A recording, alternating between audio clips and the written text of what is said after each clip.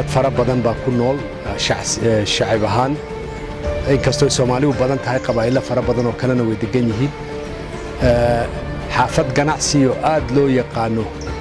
oo magac dheer weeyaan isla markaana waxa weeyaan waa meesha ugu ganacsi weyn haddii loo eego hantida Soomaalida haddii laga soo saaro magaalo madaxda Muqdisho meesha labaad ee Soomaalidu ay aad ugu badan yihiin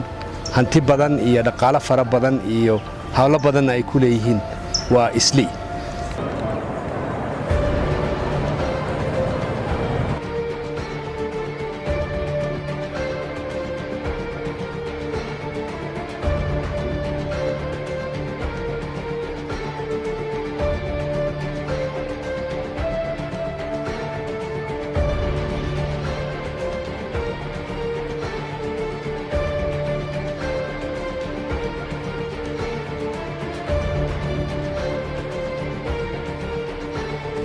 dhaqanka xaafadda waa xaafad Soomaaliyeed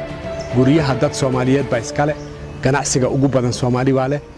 shirkadaha waaweyn ee soo galaya meesha haddii aanay la shirkeynin dadka Soomaalida ganacsatada ah tartankaasi ayaa ku adag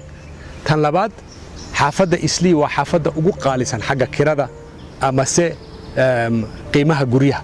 marka shirkado badan oo ka iibsan kara ganacsina ka furan kara magaalo madaxda CBD-ga ayaa ka cabsanaya kharashka iyo tartanka kaga imanaya Islii marka Islii meel si degdega qof aan Soomaali ahayn u soo gali kara ma oo waa meel aad iyo aad hawsheeda ayaad u adag tahay ganacsigeeda tartanka Soomaalida lama tartami karo xagga ganacsiga meelaha ay alaabta ka keenayaan qiimaha ay ku iibinayaan sida ay u iibinayaan dhaqankaasi